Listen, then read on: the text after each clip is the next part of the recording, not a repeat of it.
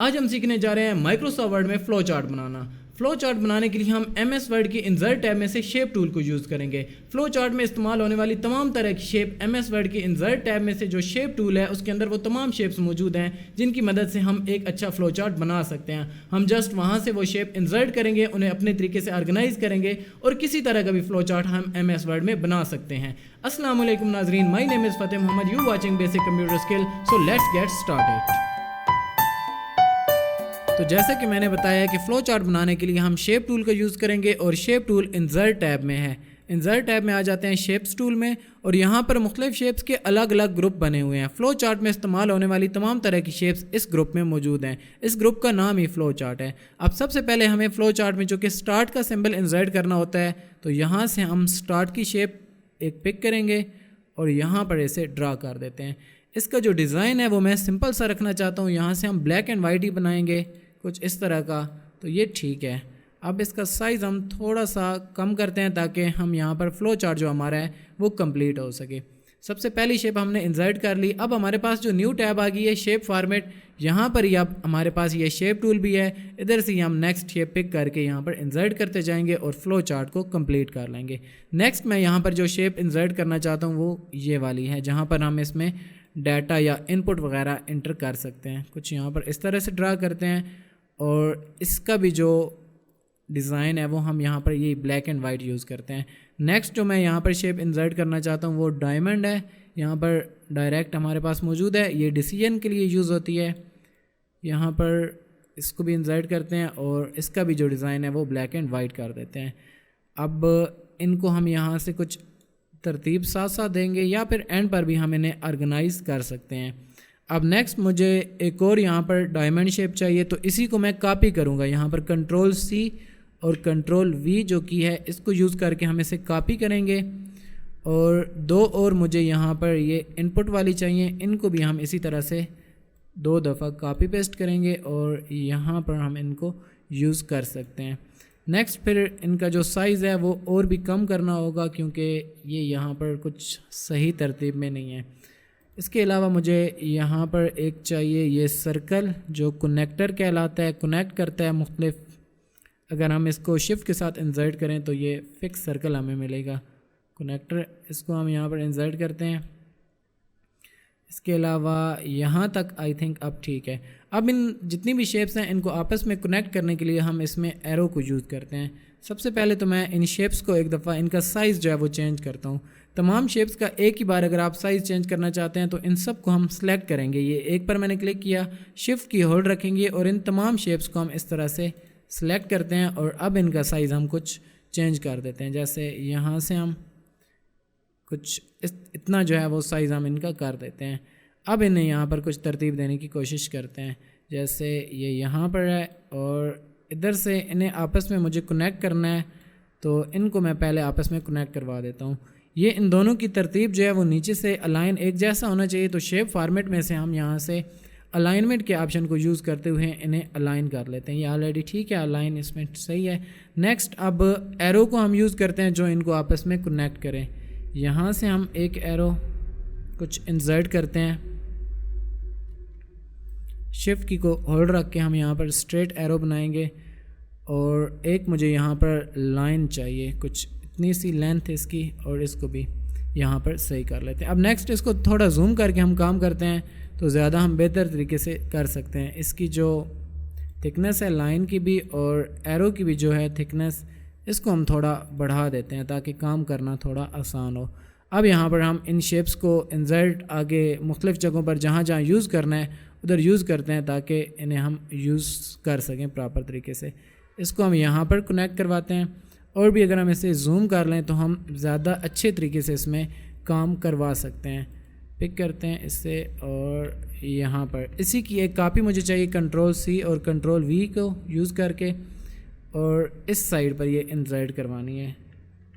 ये भी अब ठीक है और इधर से लाइन दूसरी जो हमारी है उसे भी हम इसी तरह से पिक करते हैं और इसे ताकि सेंटर में किया जा सके। यहाँ पर अब ठीक है। एरो को यहाँ पर पकड़ते हैं और इसको भी हम यहाँ पर प्रॉपर पोजीशन पर एडजस्ट कर लेते हैं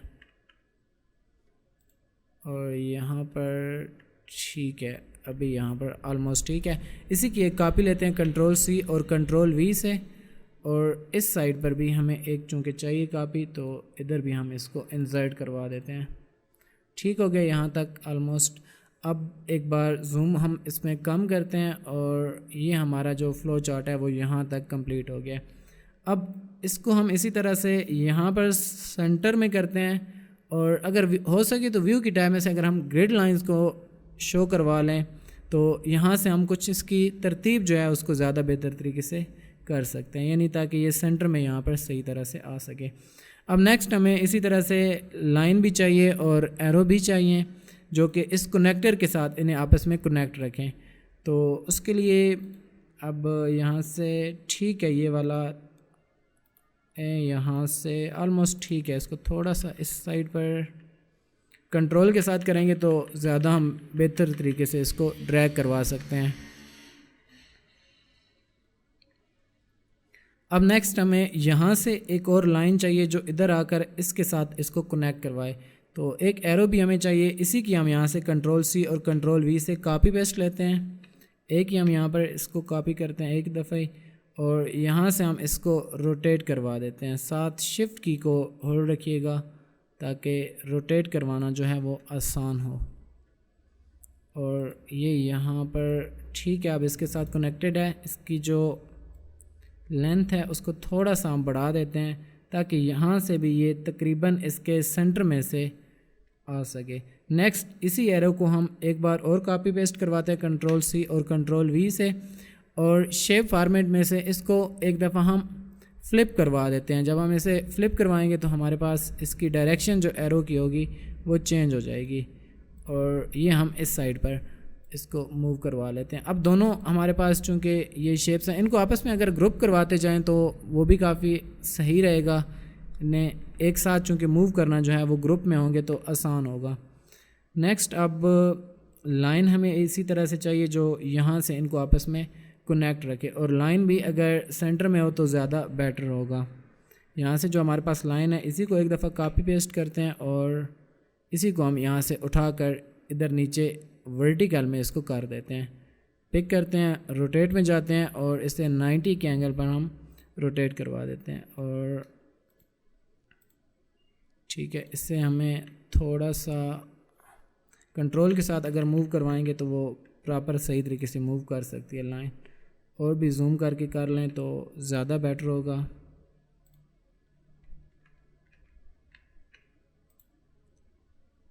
थोड़ा सा और इसे यहाँ पर मूव करवाना है। नेक्स्ट इसकी जो हाइट है उसे चेंज करते हैं यहाँ तक तकरीबन ठीक है। थोड़ा सा और इसे डाउन भी करना है और यहाँ तक तकरीबन ठीक है इसमें, और ये अब यहाँ पर ठीक है। नेक्स्ट इसको हम मूव इस साइड पर करवा लेंगे। अब दूसरी साइड पर भी हमें सेम यहाँ पर लाइन चाहिए। इसी को हम एक दफ़ा कंट्रोल सी और कंट्रोल वी से कॉपी पेस्ट कर लेते हैं। नेक्स्ट जो हाइट फिक्स है वो हम मैनेज इसमें कर लेंगे, ऊपर वाली शेप्स को कुछ मूव करवा कर। और थोड़ा सा ये शेप टूल या ड्राइंग से रिलेटेड जो काम है वो MS वर्ड में कॉम्प्लिकेटेड हो सकता है क्योंकि ये स्पेशली ड्राइंग के लिए सॉफ्टवेयर नहीं है, इस वजह से। ठीक है, अब एक दफ़ा हम इसको जूम को थोड़ा कम करते हैं और ये जो हमारी शेप्स हैं इनको आपस में एक बार ग्रुप करवा लेते हैं। जितने भी हमारे पास यहाँ पर ये मौजूद हैं इन्हें अगर हम ग्रुप करवा लेंगे तो वो ज़्यादा बेटर होगा। सेम इन लाइंस को भी, और यहाँ से हम ग्रुप में इनको ग्रुप करवा देते हैं। अब हमारे पास ये एक कंप्लीट शेप बन गई है। इसको अगर हम मूव करेंगे तो ये सारी एक साथ आगे मूव होंगी। इनको यहाँ से मूव करवाते हैं। पूरा हमारे पास जो यहाँ से पकड़ना होगा और अब हम इसे इस तरह से मूव करवा सकते हैं। ये हम कुछ यहाँ पर ऐसे ड्रॉप करवा देते हैं ताकि ये जो यहाँ पर है और नीचे जो हमारे पास ये वाला सर्कल है ये दोनों ताकि एक ही तरतीब में आए। ये हमारा यहाँ तक हो गया कुछ कंप्लीट। इसको भी अब साथ हम मिला देते हैं ताकि यहाँ पर ये जो हमारा ग्रुप है वो कॉमन हो सके इन दूसरी जो हमारी शेप्स हैं इनके साथ। इनको यहाँ से पकड़ते हैं और कंट्रोल के साथ इनको भी सिलेक्ट करते हैं। नेक्स्ट हम यहाँ से इन लाइंस को भी पिक करना होगा अगेन, ताकि ये एक कंप्लीट जो ग्रुप है वो बन सके। एक बार यहाँ से क्लिक करते हैं। आई थिंक ये पहले लाइंस जो हैं वो साथ में ये वाली शामिल नहीं थी, तो उन्हें हमें अगेन सेलेक्ट करके ग्रुप में शामिल करना होगा। इस तरह से लाइंस को थोड़ा सा सेलेक्ट करना कॉम्प्लिकेटेड हो सकता है, लेकिन ज़्यादा टफ नहीं है। अब अगेन हम इसमें शेप टूल में आ जाते हैं और यहाँ से इसको भी कर देते हैं ग्रुप। ये हमारा एक ग्रुप बन गया। इसी तरह का मुझे सेम एक और ग्रुप चाहिए, तो बड़ा आसान है। अब बजाय इसके कि मैं अलग से दूसरा ग्रुप बनाऊँ, इसी को हम यहाँ से कॉपी करते हैं, कंट्रोल सी कंट्रोल वी, और ये हमारा इस साइड पर आ जाएगा शेप टूल। सेम ये एक अलग शेप है दोनों यहाँ पर, और आधा इस साइड पर और ये ऑफ इस साइड पर। यहाँ तक हो गया कंप्लीट। अब नेक्स्ट ये वाला जो यहाँ पर हमारा डायमंड है, ये यहाँ पर हमें सेंटर में चाहिए, तो इसे हम यहाँ पर कर देते हैं। अब इसका साइज़ भी हम थोड़ा सा बढ़ाना चाहें तो वो बढ़ा सकते हैं। यहाँ से साइज़ हम इसका थोड़ा सा इंक्रीज़, और यहाँ पर आप कोशिश ये होनी चाहिए कि ये सेंटर में आए। दोनों यहाँ पर जो हमारी शेप्स हैं उनके सेंटर में ये हो तो ज़्यादा बेहतर होगा। तकरीबन यहाँ पर ये अब सेंटर में है, ठीक है। अब नेक्स्ट इसी तरह से इसको भी हम उठाते हैं और इसको इसके सेंटर में, और जो स्टार्ट वाला है उसे भी हम इस तरह से सेंटर में। इन तीनों को बेशक हम यहाँ से इकट्ठा सेलेक्ट करके शेप टूल में से अलाइन और अलाइन सेंटर अगर हम कर दें, इस तरह भी हम इनको सेंटर में कर सकते हैं। अब यहाँ पर इनकी तरतीब ठीक है। नेक्स्ट अब इधर से एरो कुछ और इंसर्ट करवाने हैं, तो वो हम अगेन इसी को लाइन टूल को यूज़ करके इंसर्ट करवा लेते हैं, या फिर ये जो हमारे पास एरोज़ हैं इनको इस तरह से अगेन सेलेक्ट करके कॉपी पेस्ट हम करवा सकते हैं। तो ये आई थिंक ज़्यादा बेटर आइडिया है कि हम इन्हीं को कॉपी पेस्ट कर लें और फिर इनको शेप्स में यहाँ पर यूज़ कर लें। तो यहाँ से अब ये हमारे पास जो एरो है इसे हम यहाँ पर, और इसी की एक और कॉपी लेकर जो हमारी दूसरी यहाँ पर शेप है उसमें हम इंसर्ट करवा लेते हैं। यहाँ से ये बाज़ का पिक करना थोड़ा सा इसको डिटेक्ट जो है वो माउस नहीं कर लेता। माउस में जो प्रीसाइज होना ज़्यादा ज़रूरी है माउस का, बहुत ज़्यादा।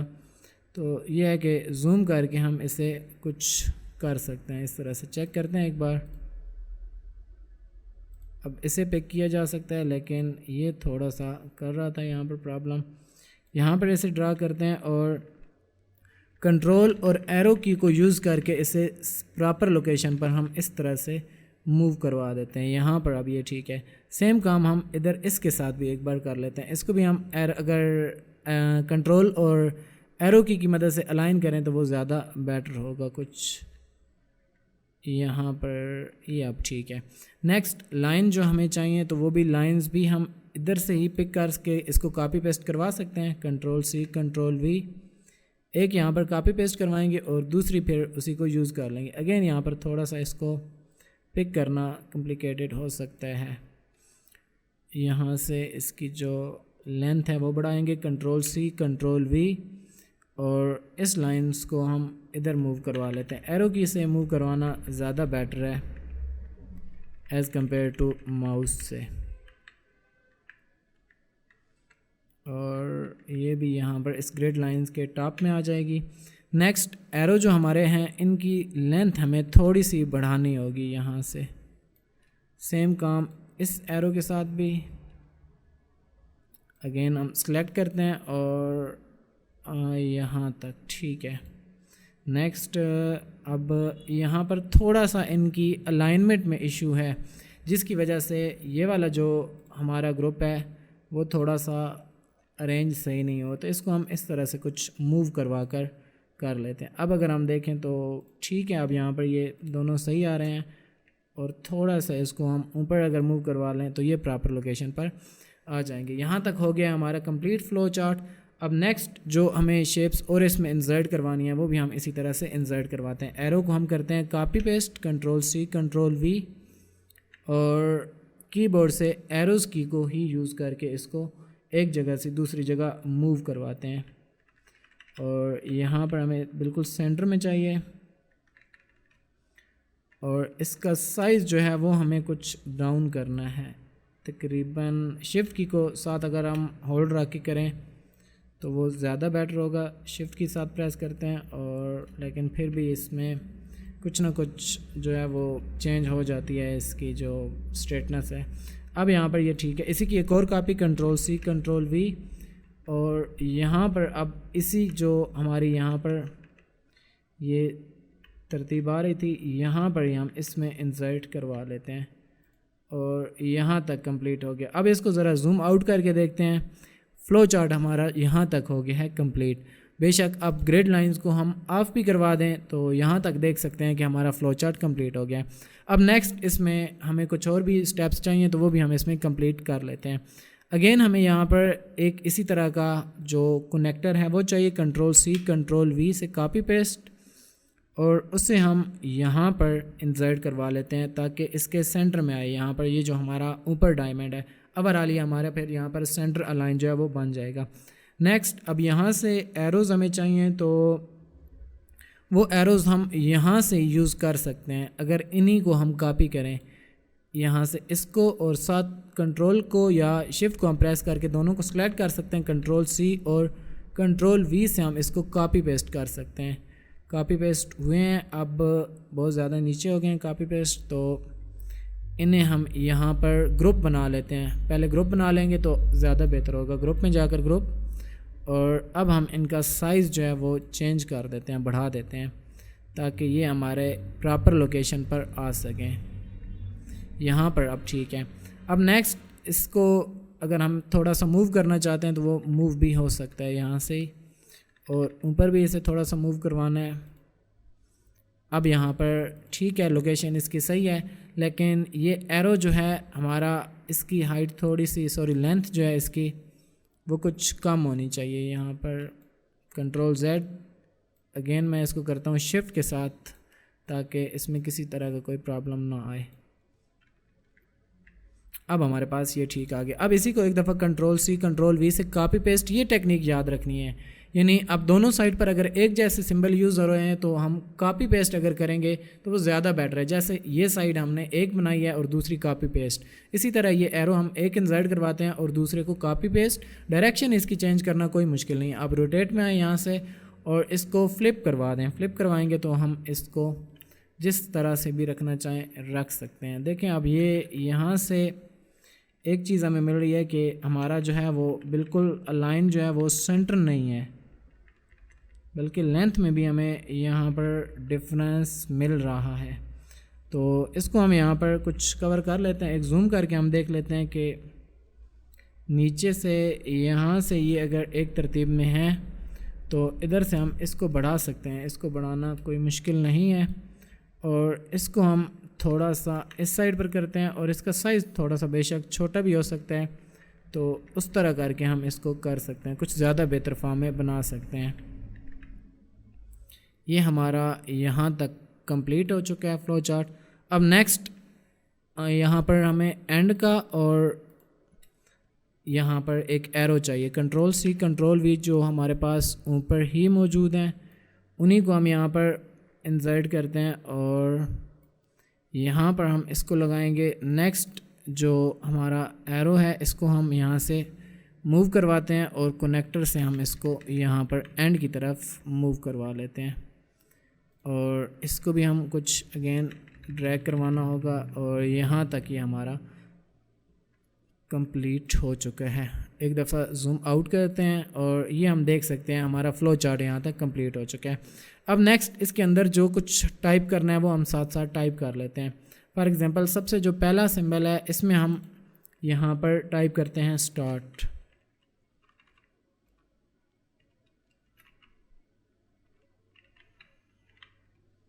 टेक्स्ट का जो साइज़ है वो थोड़ा सा डाउन करना होगा,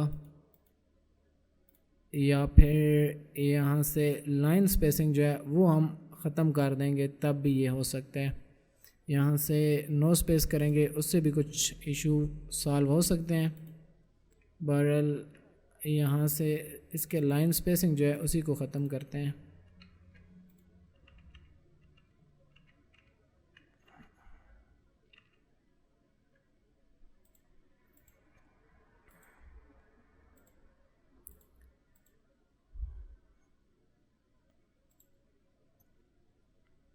यहाँ पर अब ये टेक्स्ट ठीक आ गया है। इसी तरह से नेक्स्ट जो हमारा सिंबल है यहाँ पर, इसमें भी हम टेक्स्ट सेम ऐड करना चाहते हैं, तो इसमें भी इसी तरह से हम ऐड कर लेते हैं।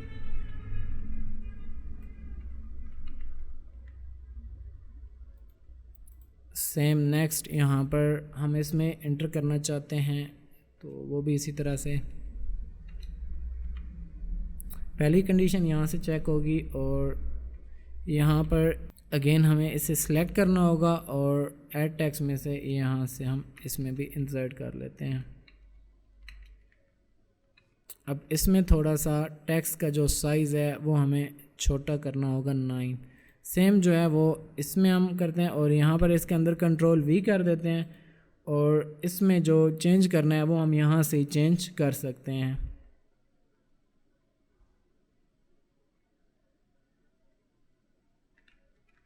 और A is less than B हो गया, A is less than C और B is less than C, कुछ इस तरह का यहाँ पर हम ये चेक करना चाहते हैं। ये भी हो गया। नेक्स्ट यहाँ पर जो डिस्प्ले करवाना है प्रिंट C यहाँ पर, और इसी को कॉपी करते हैं और इसके अंदर हम कंट्रोल V और इधर हम प्रिंट B करवा देते हैं। नेक्स्ट यहाँ पर जो हम टेक्स्ट रखना चाहते हैं एक दफ़ा कंट्रोल V कर दें और बाद में फिर हम उसको चेंज भी कर सकते हैं। चेंज करना कोई मुश्किल नहीं है, इसमें भी इसी तरह से, और ये चेंज हम यहाँ से कर लेते हैं। नेक्स्ट यहाँ पर जो है सिंबल वो है एंड का, इसमें भी हमें टेक्स्ट का जो साइज़ है वो 8 या 9 ही रखना होगा जो हमने स्टार्ट में रखा था। तो यहाँ तक हमारा ये चार्ट कंप्लीट हो गया है। अब नेक्स्ट इसमें जो डिसीजन है उनके साथ येस या नो लिखा हुआ होता है, तो वो हम किस तरह से इंसर्ट करते हैं। यहाँ से टेक्स्ट बॉक्स लेंगे, ड्रॉ टेक्स्ट बॉक्स, और यहाँ से कस्टम जो है वो ड्रा करना है और इसके अंदर हम इंटर कर देते हैं येस। चूँकि हमने इसे यहाँ से उठाकर इसके साथ लगाना है तो इसके साथ यहाँ पर इसका देखें कि आउटलाइन भी यहाँ पर मिल रही है और बैकग्राउंड कलर भी है, तो यहाँ से हम बैकग्राउंड कलर में नो फिल कर लेते हैं, आउटलाइन में हम यहाँ से नो आउटलाइन। अब जस्ट हमारे पास ये बॉक्स ही है, इस बॉक्स की एक कॉपी ले लेते हैं, कंट्रोल C और कंट्रोल V, और जहाँ जहाँ पर हमने लफ्ज़ येस डिस्प्ले करवाना है वहाँ इसको इस तरह से ड्रॉप कर लेते हैं। नेक्स्ट इसी तरह से यहाँ से अगेन इसको कॉपी पेस्ट और यहाँ पर हम इसमें इंसर्ट एरो की को यूज़ करके आप इसको ज़्यादा अच्छी तरीके से तरतीब दे सकते हैं। नेक्स्ट हम जो वर्ड डिस्प्ले करवाना चाहते हैं वो है वर्ड नो, कंट्रोल C और कंट्रोल V, इसे हम यहाँ से उठाएंगे और यहाँ पर नेक्स्ट इसी तरह से कंट्रोल C और V, और इसको यहाँ से उठाकर हम इधर लगाएंगे। नेक्स्ट इस साइड पर भी हमें येस और नो दो चाहिए, कंट्रोल C कंट्रोल V, और इसको हम यहाँ पर एरो की को यूज़ करके ज़्यादा अच्छी तरीके से अलाइन कर सकते हैं और यहाँ से हम इसको इस साइड पर डिस्प्ले करवा लेते हैं। तो ये हमारा फ़्लो चार्ट कंप्लीट बन गया है। अब अगर हम यहाँ से इन सब शेप्स को इकट्ठा एक दफ़ा सेलेक्ट करके ग्रुप बनाकर एक ही शेप में कन्वर्ट कर लें तो वो ज़्यादा बेटर होगा। उसका ये एडवांटेज होता है कि मूव करना ज़्यादा आसान होता है। लेकिन यहाँ तक भी बस काफ़ी है, इसको हम जिस डॉक्यूमेंट में यूज़ करना चाहें यूज़ कर सकते हैं। अब सिंपल सा भी फ़्लो चार्ट हो सकता है, कम्प्लेक्स भी हो सकता है। इसमें जो हमने बनाया है वो थोड़ा कम्प्लेक्स था, लेंथी था, लेकिन इसमें हमने देखा है कि रीयूज़ टेक्निक को यूज़ करके हम एक फ़्लो चार्ट को आसानी से बना सकते हैं। फॉर एग्जांपल हाफ मैंने इस साइड पर बनाया था तो इसका यहाँ पर डुप्लीकेट हमने यूज़ किया, येस नो को भी हमने बार बार कॉपी पेस्ट किया। ये जो शेप्स थी एक दो बार इंसर्ट की, बाकियों को कॉपी पेस्ट। एरो हमने जस्ट 2 इंसर्ट करवाए, इसके अलावा बाकियों को कॉपी पेस्ट किया और जहाँ पर फ्लिप की ज़रूरत थी वहाँ पर हमने फ्लिप कर दिया। तो इस तरह करके हमने एक कंप्लीट फ़्लो चार्ट बना लिया है। उम्मीद करता हूँ दोस्तों आपको ये वीडियो पसंद आई होगी। इसी तरह से फ्यूचर में Microsoft word, Microsoft power point और माइक्रोसॉफ्ट एक्सेल से रिलेटेड वीडियोस देखने के लिए चैनल पर जुड़े रहिए। मिलते हैं अपनी नेक्स्ट वीडियो में, तब तक के लिए दीजिए इजाज़त। अल्लाह हाफिज़।